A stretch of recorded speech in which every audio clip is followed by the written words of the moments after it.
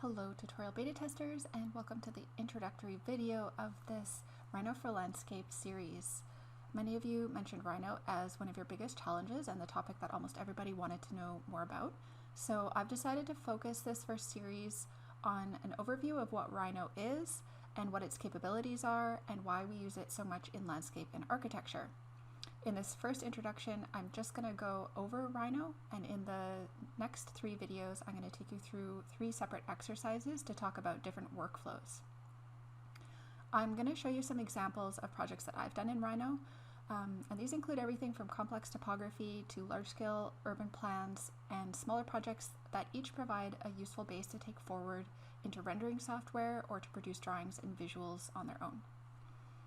The biggest question I was asked was, how do we use Rhino as part of an effective design workflow? The short answer is Rhino is so flexible that you can pretty much work it into any workflow. But in the next few videos, I'm going to go into more detail about how you would actually use it. The first video is going to talk about working from a sketch and developing 3D. So if you have a sketch idea of your design, you can import a JPEG into Rhino, draw over it, begin extruding the lines to build up a 3D model and basic topography very quickly. This allows you to begin refining your ideas as you see them in 360 degrees instead of just as flat planes on a piece of paper.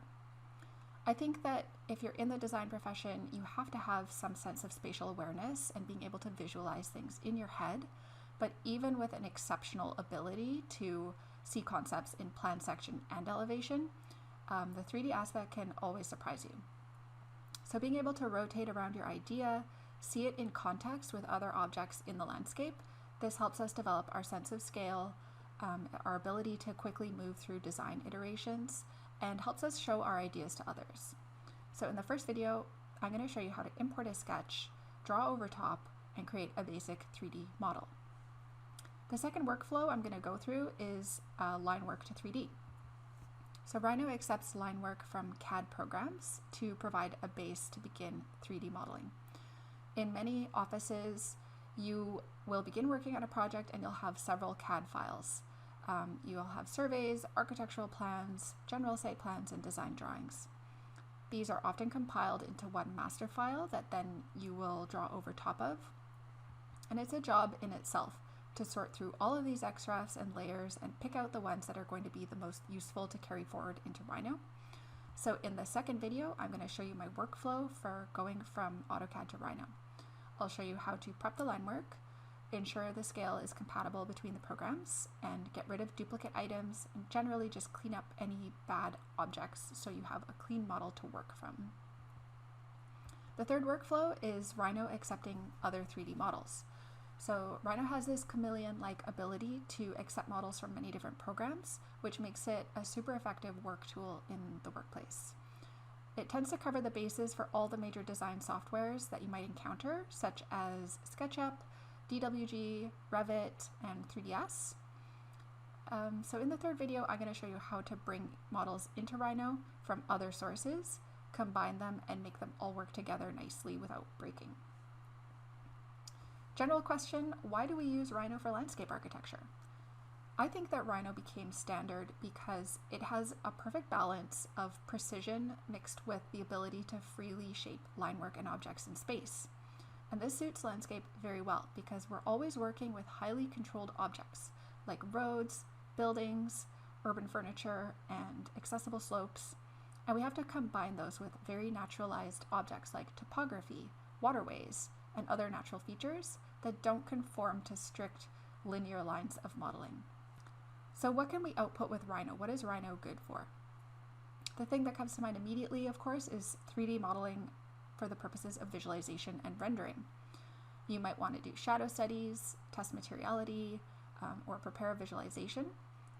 When it comes to rendering, I use Lumion, and yes, that is one of the more expensive rendering programs, but I've also used Blender, which is free, and V-Ray, which is paid, but I think has a free version, and I used those methods exclusively for 5 or 6 years. I've also tried nearly every other free rendering program that is out there, but this video series is not about rendering specifically, so we're just going to leave it there that Rhino provides a great base to bring your 3D into a rendering software. Next, we use Rhino to develop line work for sections, elevations, axonometrics, and other traced views. These could become presentation drawings in their own right, or they could serve as a basis for sketching, and they can also migrate back into the main master CAD file as custom design objects or line work to integrate.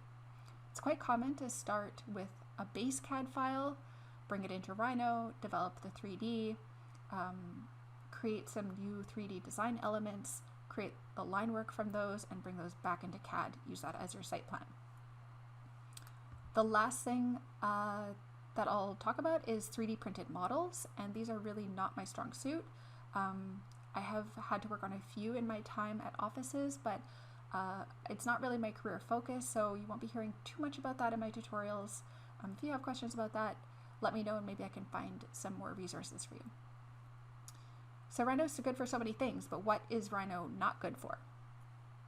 I do not use Rhino to draft and export scale drawings in the same way that you might use AutoCAD. If you need to put together a detail set, you definitely don't want to be trying to annotate it and dimension it in Rhino. AutoCAD or Vectorworks, that's the place for that.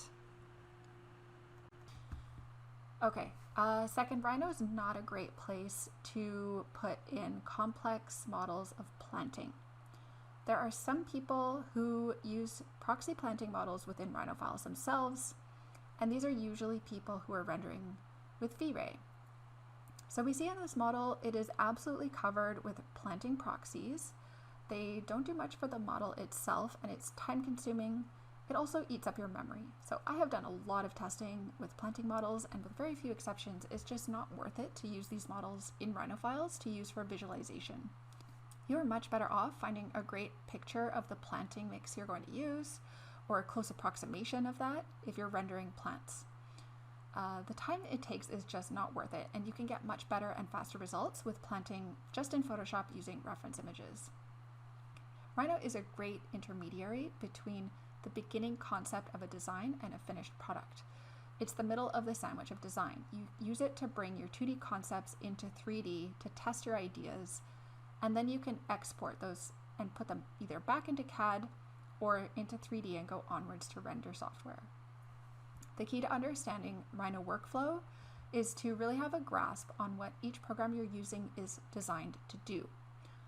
AutoCAD is great for precise measured drawings that need to be exported at scale in relationship to each other for official drawing sets. Rhino is an awesome 3D modeling program that uses 2D tools in support of developing complex 3D models, which can then be used for all types of visualization. An Illustrator is a vector illustration tool that some people use to visually enhance their line work and add patterns and colors. So I hope this first intro video has been helpful, and in the next video we're going to jump into Rhino with a sketch that will develop into 3D.